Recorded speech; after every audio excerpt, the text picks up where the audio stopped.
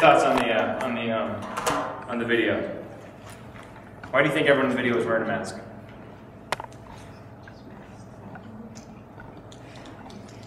Did you guys get it? No? Do you have any thoughts? What was your... The mask they put on for other people. Okay, mask they put on for other people. Okay. Any observations you made just about the video? You guys probably saw some things I didn't see, so I just like to hear your observation. Like, there was that, it showed things like that towards the end there was this one group with all the masks were the same. Yeah? And then before that there was a girl who had on a white mask on top of another one, and then she'd go to the other group and took it off and she had the different one. You did pick that up. That was one of my favorite parts of the movie when I saw that, just how she walked from one and just took on a different mask. We're actually going to talk a little bit about that concept a little bit later. Anyone else, anything you saw in the movie you just want to point out that you thought was interesting? Yeah? Some groups wore a certain color mask or a certain style of mask, and she was the only one that had that kind of mask on. Even though she wore a mask, she was of a different kind. Oh, she didn't fit anywhere. I didn't even notice that. That's good. Yeah, she did. There wasn't anyone else she really fit with. Okay, that's interesting. Cool. In a couple weeks, our title is going to be Aliens, so that probably kind of fits. She's not sitting alone. What's that? She's sitting alone. She was sitting alone. Yeah, yeah. Our theme, our title, yeah, it's going to be our lesson will be called Aliens. But anyway, okay, it'll be fun. Superheroes is after that. So, anyone else? Anything from the video you noticed? Surprise. Surprise. What's that? It's a surprise. It will be a surprise, yeah. I'm just giving you it's little previews. Just previews, you know. We had hat night tonight. You know, mask night tonight. Okay, it's kind of masks. Alien night's coming up, you know.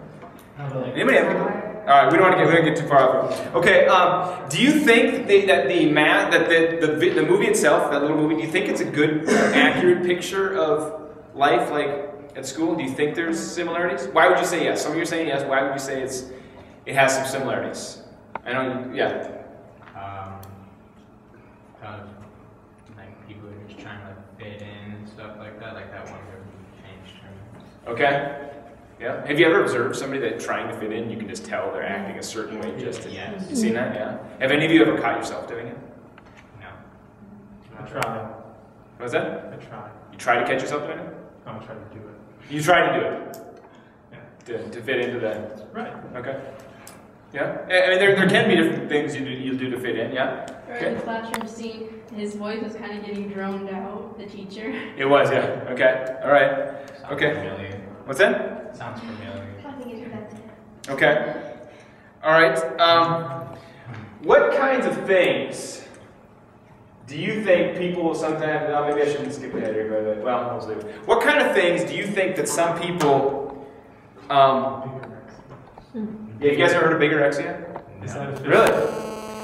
I don't know. I read about it a while back, though. I think that there's a lot of things that people will use, they'll take on to their identities to define themselves. Like, we'll pick on guys and girls here, but, I think some girls have a really hard time feeling secure in public if they don't have the makeup on. And really what they've done is they've taken that makeup and they've made it part of their identity. There's nothing wrong with makeup.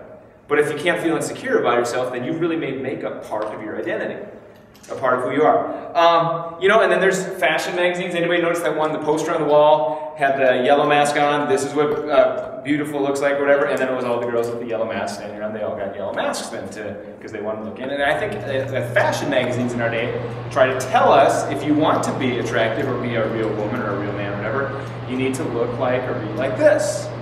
And so some people buy into that, and then they take that on. That's a part of my identity too. If I'm going to be attractive, I need to look like this. Okay? Then there's, eating disorders people have. They feel insecure about who they are. They feel like they need to lose weight or whatever, be skinny to fit in, and so they will, they'll develop something in anorexia or bulimia because what they've taken on is that skinny or this type of body needs to be who I am, so they take that on as part of their identity, and then they have to do that to maintain that. Yes? Actually, a friend who's kind of overweight, and she's on the verge of being anorexic. Really? Okay. And she has an idea in her head of who she should be. She's made it part of her identity, and so she's taken this behavior on, which isn't a healthy behavior.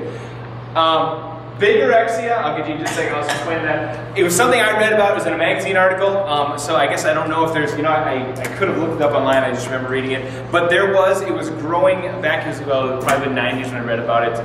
Time when I was in high school, there was young men that were needing, growing epidemic happening in the U.S., feeling they need to put on more muscle, and they'd spend so much time in the gym, and it was just basically the opposite of an eating disorder. They were obsessed with working out and packing out the protein and creatine and all that stuff, and so they call it bigorexia, where it's just an addiction to having big muscles, basically. Was that be addiction like eating?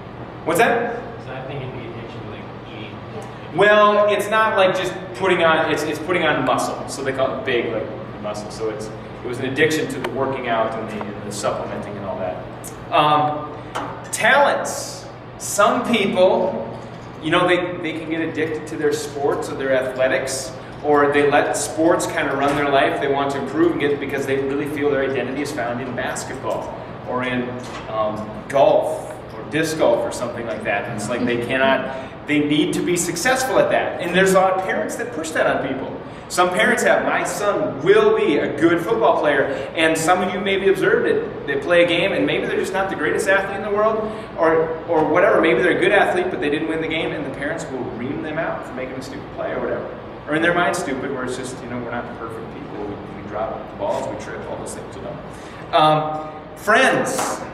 Some people, when you're with your friends, I've seen it, I've probably done it before, but you'll see a young man, and he's maybe kind of a shy guy, or not very talkable when he gets with his friends. He's got all of a sudden this swagger, and and girls walk by, they'll make, comments, doing degrading comments or whatever, and so they act all tough because they're with their friends, but when you get them by themselves, they're really kind of shy and timid guys, but they don't have their friends around them, so they find their identity in the friend group. Okay? Or some people, maybe just only with their group of friends they'll open up and be themselves. Let's see here, clothes you wear, music you listen to, academics, that's one I didn't go over. Some people, they are so driven to do so well in school, and if they get A-, stop the train, go back, I've got to redo this because I can't have a flaw on my, whatever they call it. Transfer script, there you go. And and they study so hard, and the academics really becomes their identity, okay? Money can be people's identity. It happens especially even more so for adults. They work so hard to get a lot of money, some can. Clothes you wear, music you listen to, your social groups. Maybe some people are just addicted to being popular. They always have to do the things that are going to be popular with everyone. They don't want to offend anyone.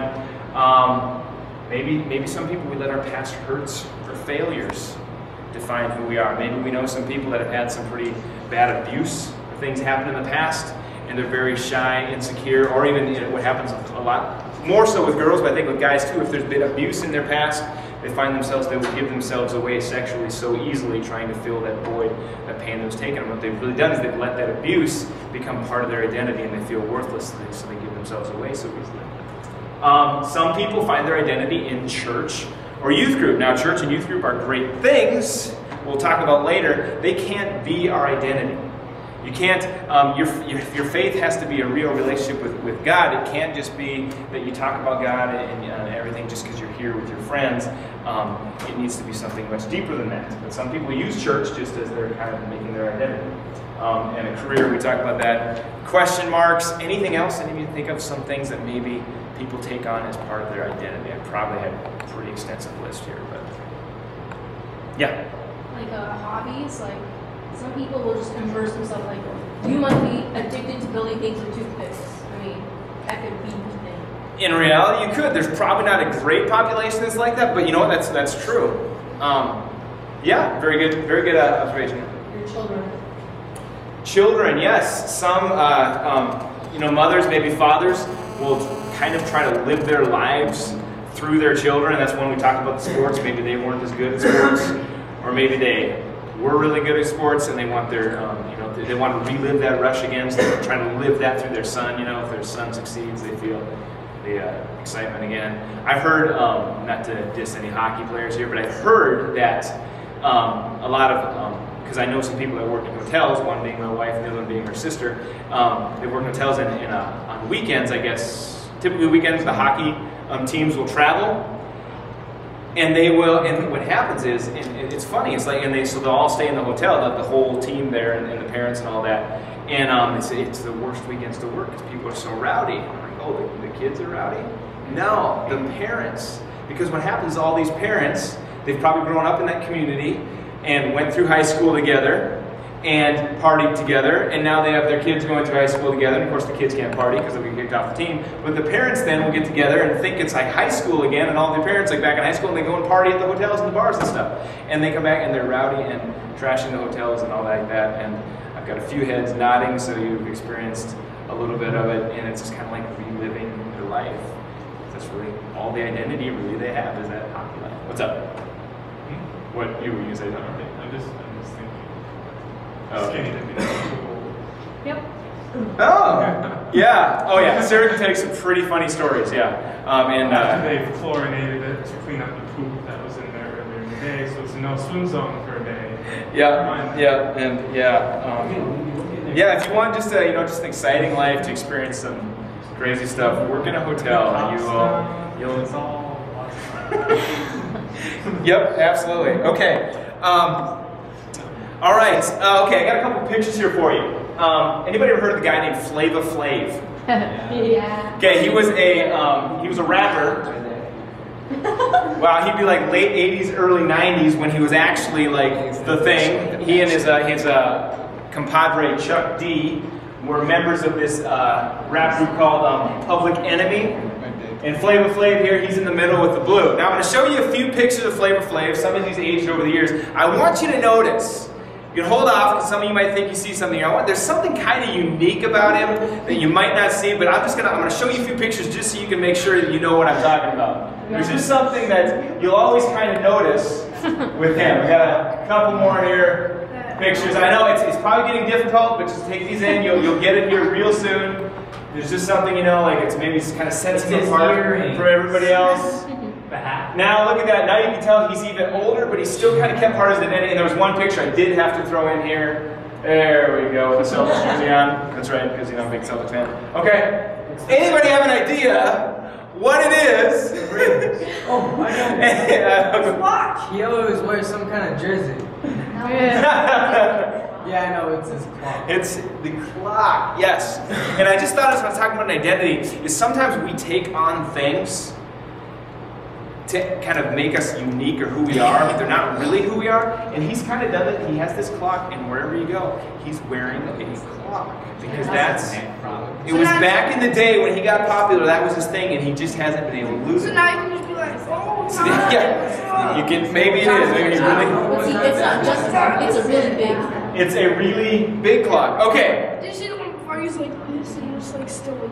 Oh yeah, I know. And so I think this is kind of, in a way, a tragedy a little bit, and I don't know much about him personally, but when I see something like this, every time I even noticed it years ago, it's like, you know what, his identity is wrapped up in this thing. He doesn't feel like, to me, it doesn't seem like he feels like a legit person or a unique person unless he's got that clock. He has to have that to maintain this identity of who he is.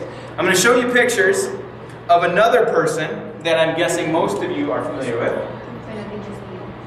It's not Justin Bieber. No idea. No idea. I'm sure not. This was my favorite athlete when I was in high school. Yeah, there's a reason I wore this. There was a sermon illustration written all over it. So I brought this in. Right? Michael Jordan was a basketball player for the Chicago Bulls, and I'll show you another picture of him here recently. There, he's a little bit older. He's the owner of the Charlotte Bobcats right now. And honestly, he was my favorite player. And I had pictures of him all over my walls, from Sports Illustrated and stuff, posters and all that. Love Jordan. Here's the deal. Jordan, really, in all honesty, I kind of see his story as a tragedy as well. And I'll just explain why. Some of you that maybe know his story, some of you don't. He's probably the best basketball player that ever played the game. Definitely, there maybe you could argue it. LeBron James is trying to get there, except Jordan never switched teams to be with another superstar to win championships, where LeBron had to, so he kind of has written himself off already. But we're not going to go there tonight because that's what I'm talking about. But there you go. But they were drafted by the same team, so that's legit. Okay, so anyways, so Jordan, best player ever, right? And finally wins 3 championships. All right, and it gets the point. I mean, they won 3 years in a row. I mean, they're just team dominating, right? No one can beat them. All right, but all of a sudden, his dad dies, and he kind of has this. I think it was kind of like an identity crisis. Best player to ever play basketball, quits basketball to go play baseball. And those of us Jordan fans are thinking, oh my goodness, really? We were hoping he was going to succeed, but let's just be honest here. And he didn't just try it for 1 year. No, he didn't. He gave it another year and then finally realized this isn't going to happen and I should probably go back to basketball. And so many of us were excited to see him go back. Guess what happened when we went back to basketball? They won 3 more. I mean, that's how good he was. He comes right back, they win 3 more championships, right? And so anyway, at that point, he then decides it's time to retire. Personal opinion, he didn't need to retire then. He could have probably played it 2 more years and probably won 2 more times. Just, just guessing. So anyway, so he retires. But then he has a hard time getting away from basketball. So what does he do? He goes out and he buys a basketball team. They were the Washington Bullets back then, but then there's a big political thing over the use of bullets. Gangs and stuff, where wearing jerseys and stuff and all that. So then it's like, that's too violent. So they changed it to the Washington Wizards, which, yeah, that was a great name, okay?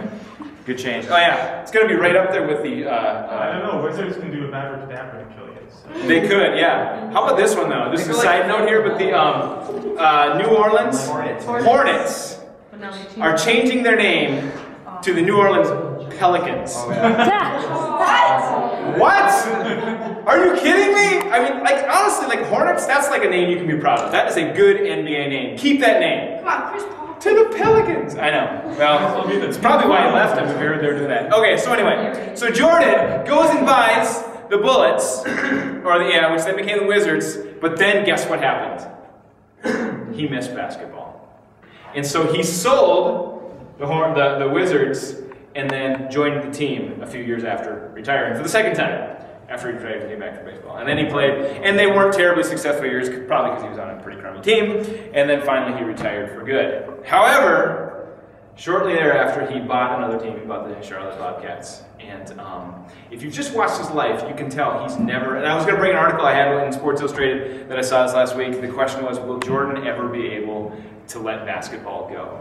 And really, Jordan, I think it's a tragedy story because even though it's a success he's had and the, he's got the shoes that he sells, the new ones, if you guys have seen those, they're awesome shoes. Yeah, I bought them. $249, yeah. I mean, successful on every level in life, multi-millions.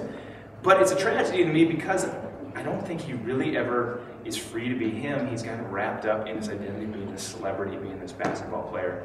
And when you see it, he's lost his family, divorce and different things, doesn't have a relationship with his kids. And to me, it's really a tragedy story. Even though he has all the things worldly things he'd want, to me, it's kind of a tragedy. It's been, sad to watch, for one that used to be, somewhat of a hero for me. One other video, I think it's a 3-minute clip on, some of you have probably seen it before, on a guy named Tom Brady. And he made some comments to 60 Minutes that I thought were pretty interesting. I'm just going to show this, just to kind of shows some questions he's having after. Again, to me, it's another tragedy story. Because you can find, and I appreciate his honesty, and it's like, in having everything, he's still wondering there's something more, okay? The teenage years are often defined, really what sums them up is really a search for identity. There's a reason we had you wear hats tonight.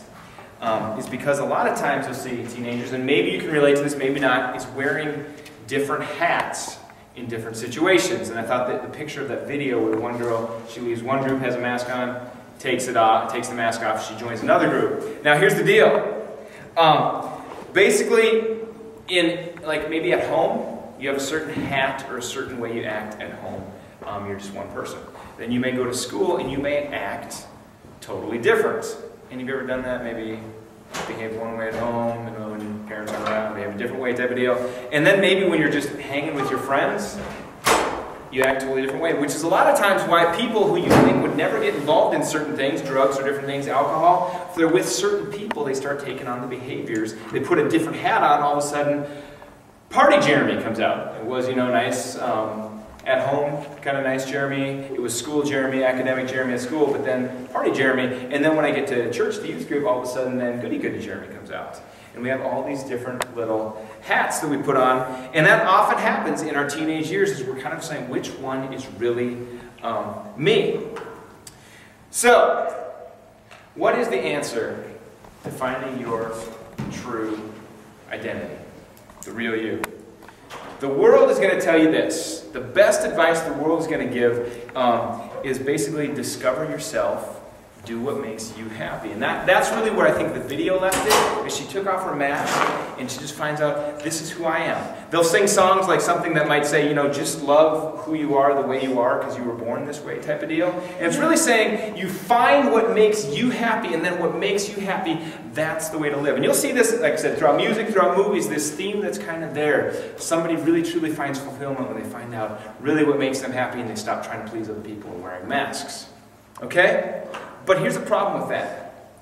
We are flawed people. We are imperfect people, and a lot of times we are wrong. Can you imagine that? Have you ever been wrong before? It's like you totally thought you were right, and it turns out you were wrong. Were you able to admit when you were wrong? Or did you try to just hold, even though you knew you, have you ever done that? You knew you were wrong, but you still tried to argue and fight just because you still might be able to win the argument? That's so frustrating, okay? But you know what? We are wrong. We're wrong about ourselves. We're wrong about life. We're wrong about other people. Have you ever made a judgment about another person and totally found out they were not at all like you thought they were?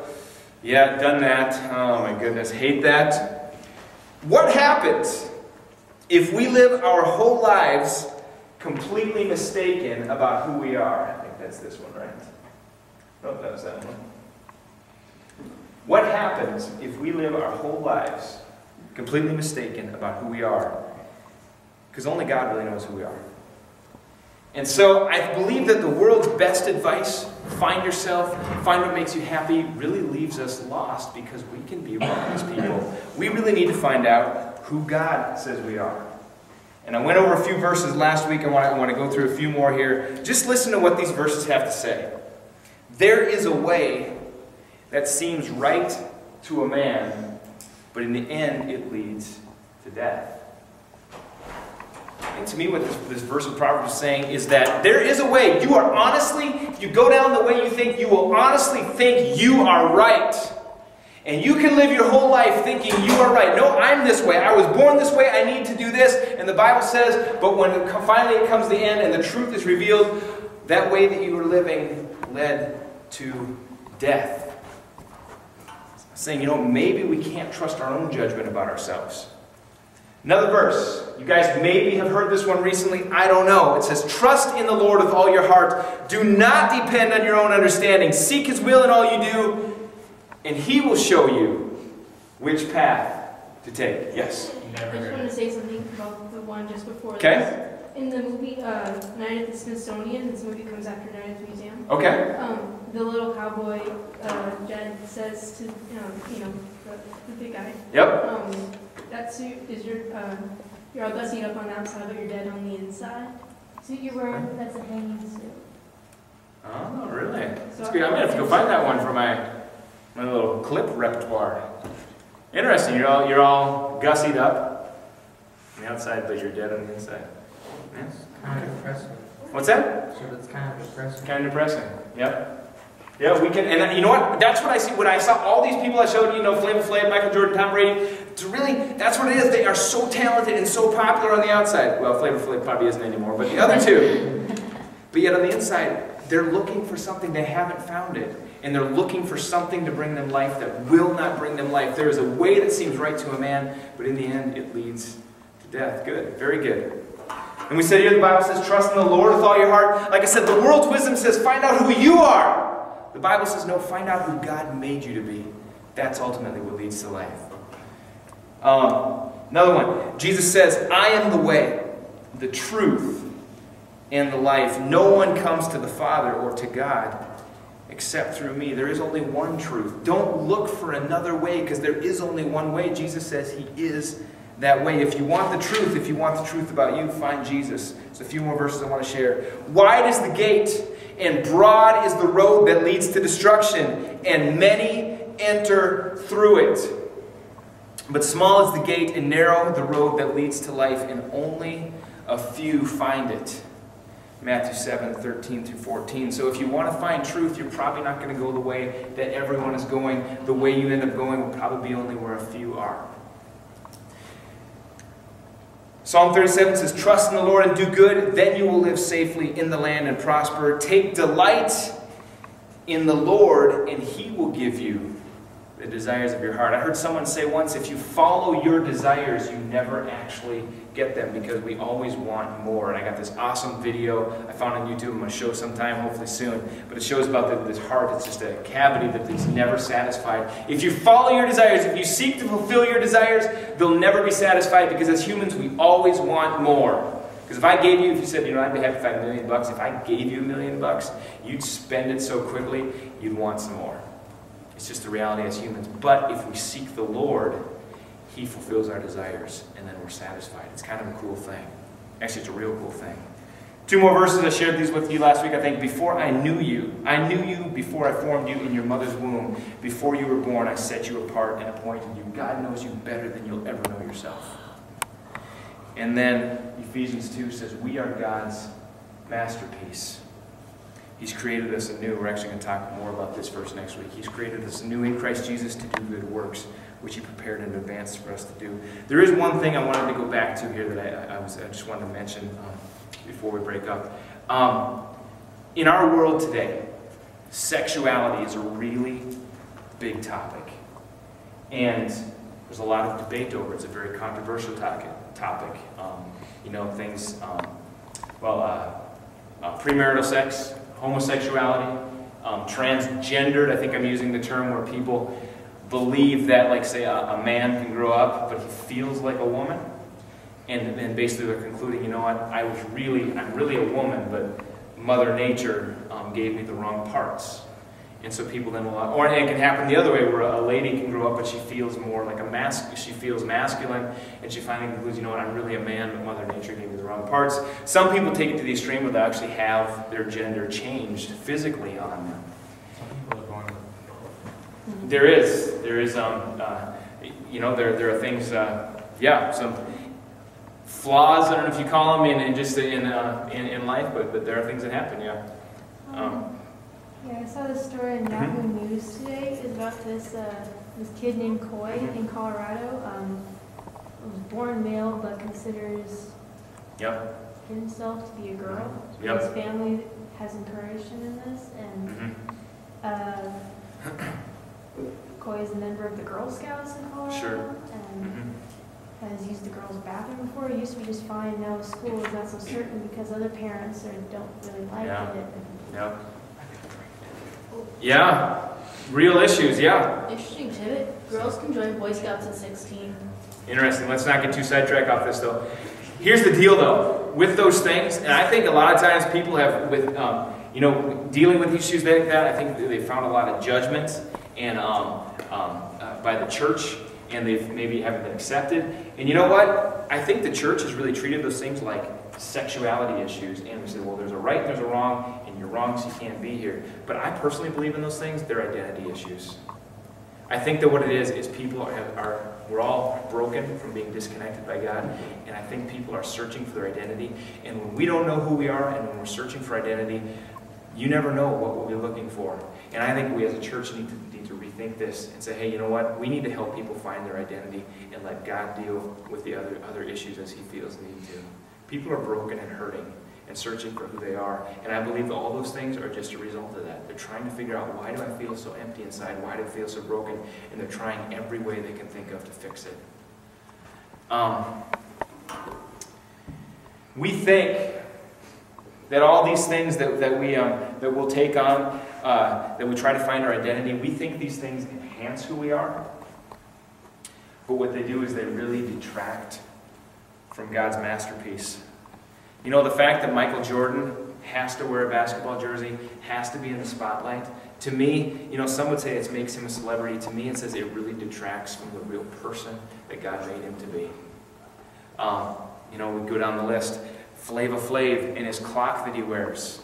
To me, it detracts. He's not really a real person. He's a guy that wears a clock. He took that out of his identity. When we have to always do what our friends are doing, or when we have to maybe always dress a certain way or act a certain way, when we do those things, we think it's making us better, more popular, but I say it detracts from the masterpiece that God made you to be. It doesn't matter if 90% of the people at your school really appreciate this identity you've created. What really matters is, does God appreciate it? is it bringing glory to Him? And maybe only 2% of the people at your school do.